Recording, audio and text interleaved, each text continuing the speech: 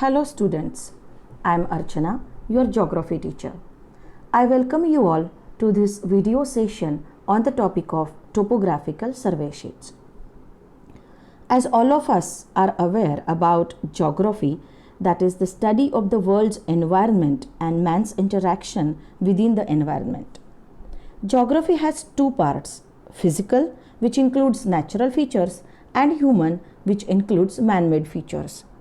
All kinds of resources are used to study geography, but the most common are maps. Now let's understand the syllabus which is prescribed for grade 8.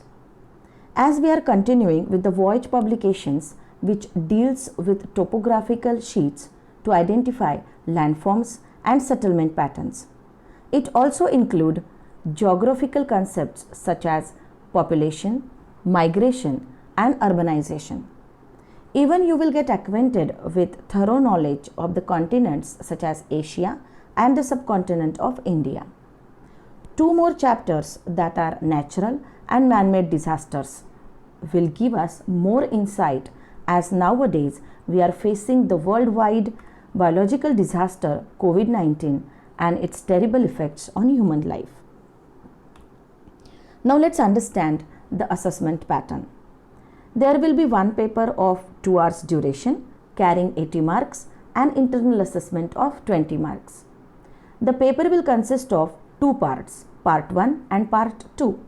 Part 1 is compulsory, which will consist of 2 questions. Question 1 will be based on topographical map.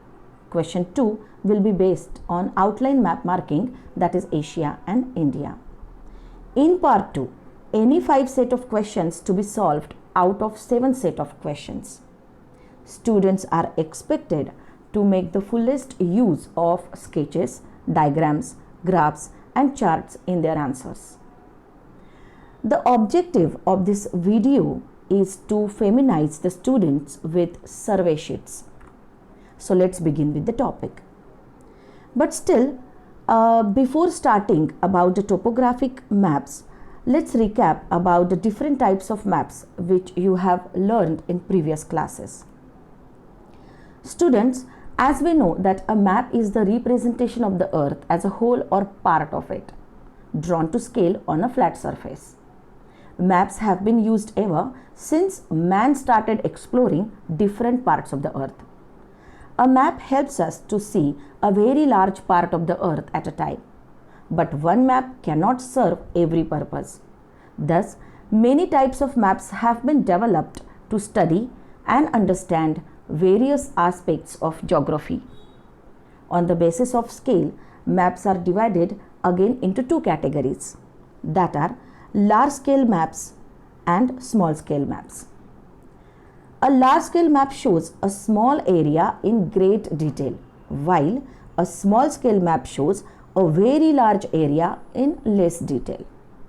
The guide maps of cities are large scale maps, whereas the maps in an atlas are mostly small scale maps.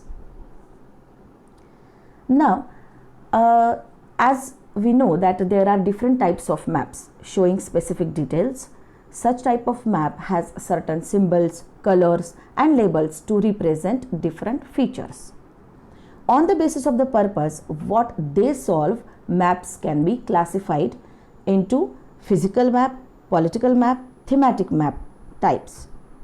So, physical map, which is also known as relief map, they contain information about landforms such as mountains, valleys, plains, rivers and other physical features. Political maps, they contain information about countries, states, capital cities, important towns, national and international boundary.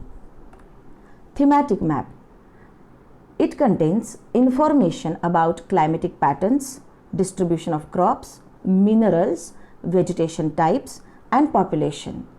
Apart from this, interpretation thematic maps also provide survey map details of roads, post offices, parks, transportation modes, communication sites and many other things.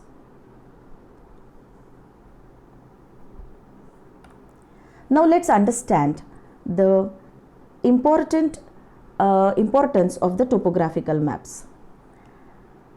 These are large scale maps that show both natural and man-made features. Topographic map contains detailed information about the local landforms, water bodies, roads, railway tracks, buildings, and many other features of smaller areas. Also, a topographic map is associated with legend, scale, and north arrow. We should not forget that map is the most important tool of a geographer.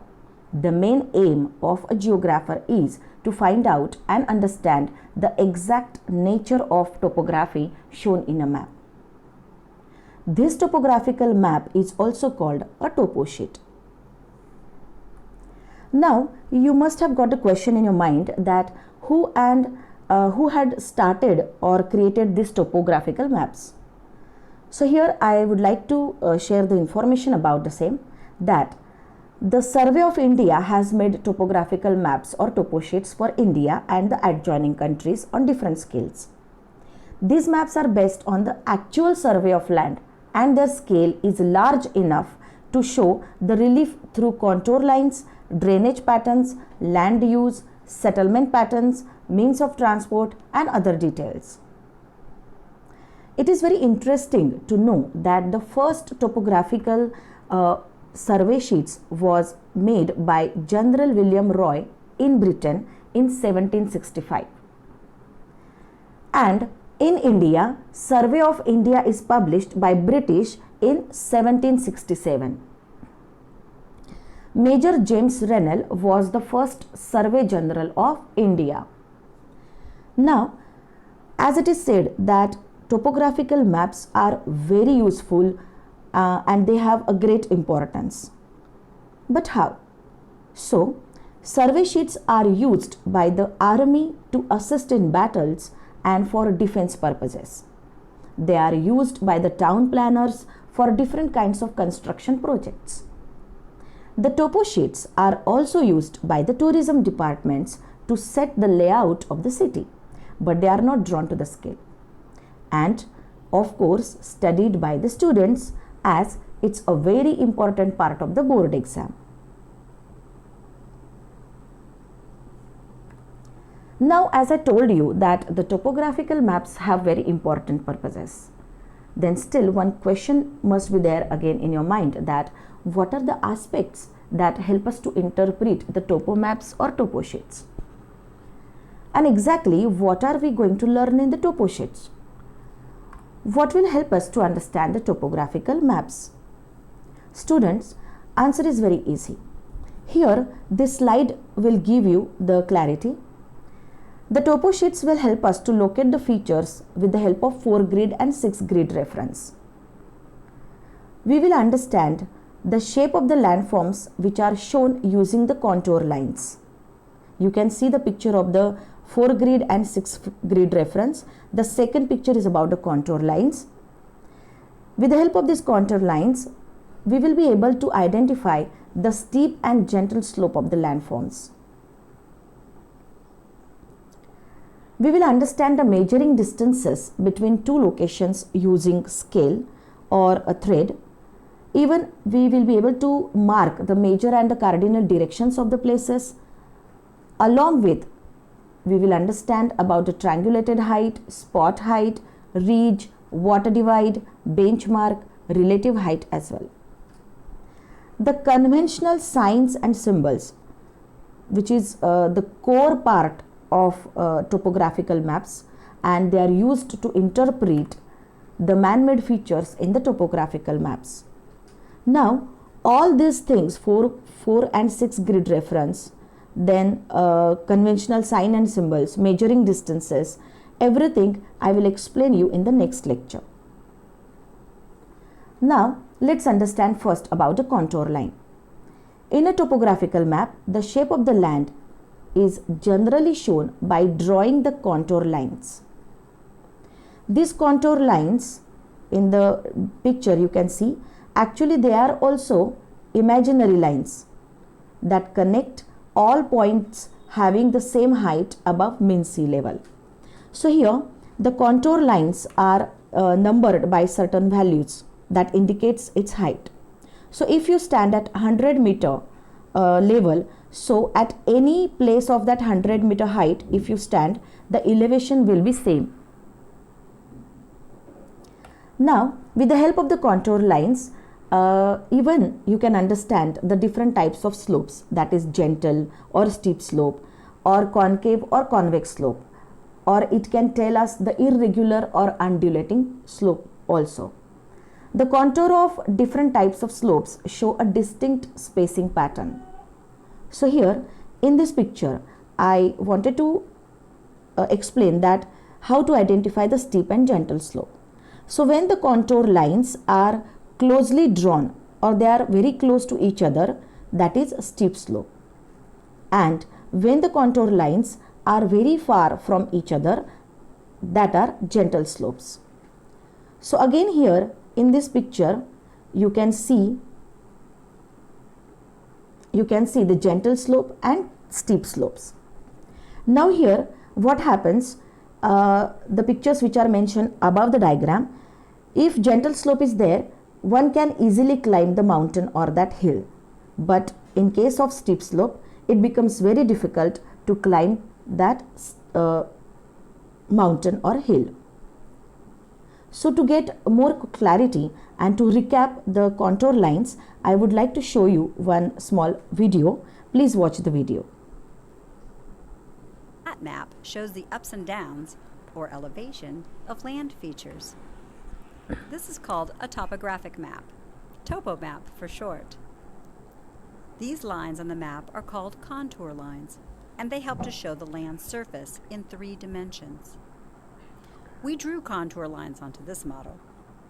A contour line is level. It stays at the same elevation.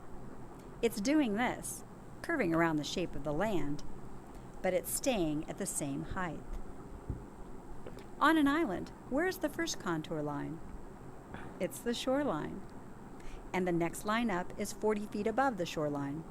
And the next line up is 80 feet above the shoreline. And then 120 feet, 160 feet, and 200 feet. The 40-foot difference in height between the lines is called the contour interval, and it'll be shown on your map. Some contour lines are drawn thicker than others. Those are called index contour lines and are labeled with the elevation. Now that you know what contour lines are, the next video will show you how to use them. Check it out. That map shows the ups. Yes, so let's understand about the grid reference, or what are the features of the grid system. So here in this picture you can find the grid which is formed with the help of the vertical and the horizontal lines in red color. They are known as eastings and northings. So here most of the maps in the atlas or books or wall maps are marked with a network of parallels, which are lines of latitude, and meridians, which are lines of longitude. So here in this slide you can see. Now this network of parallels and meridians on the map forms a grid. If you know the latitude and the longitude of a place, you can certainly locate that place on the map or on the globe. Thus, the grid which is formed with the help of these latitudes and longitudes that help us in locating places on the map or on the globe. But on the topo sheets prepared by the Survey of India, it is difficult to calculate the exact latitude and longitude of a place. And to solve this problem, a set of vertical and horizontal lines are drawn in red color on the topo sheets. These lines also form a grid and a network of squares, which is called the arbitrary grid system. So here you can see the northings and eastings, they form the grid square. Now what are northings and what are eastings? Northings, they are horizontal grid lines where their numbers increase from south to north, Eastings are vertical grid lines that increase from west to east. And you can find the grid square which is formed by the network of the northings and eastings. Now, this is important to know that the main features of this arbitrary grid system which is drawn on the topo sheets on the scale of 1:50,000. The southwest corner which is very important, and that is always taken as the starting point. So if you see this topo sheet, here at the bottom of the topo sheet you will find the scale is mentioned. Now this is very important to understand that the grid lines that are eastings and northings on a topo sheet, they are specifically drawn on the scale of 1:50,000, which are always 2 centimeter apart and representing a distance of 1 kilometer on the ground. The grid square on the topo sheet represents an area of 1 square kilometer on the ground. Now, if you see that the grid lines that are numbered by certain values, so the grid lines that are the eastings and the northings are always numbered in 2 digits, such as 00, 01, 02 or 97, 98, 99. The value of the eastings increase numerically eastward from the southwest corner, and the value of the northings increase numerically northwards from the southwest corner. Here again, I would like to repeat that the southwest corner, which is bottom left of the topo sheet, is always taken as the starting point. So students, this is the topo map book which is given for practice, and here you will understand how to solve the topo sheet questions. I wanted to share one thing, that knowledge of map language and sense of direction are essential in reading and interpreting topo sheets. You must first look for the north line and the scale of map and orient yourself accordingly. You must have a thorough knowledge of the legend or the key which is given in the map depicting various features. All topo sheets contain a table showing conventional signs and symbols used in the map. Conventional signs and symbols are internationally accepted, so anyone can read any map anywhere in the world without knowing the language of that particular country. Students, I hope you have understood the basic introduction of the topographical maps and contour lines. I will make the next video of detailed explanation about how to read topographical maps, how to solve the questions on topo sheets, and the conventional signs and symbols. Till then, thank you.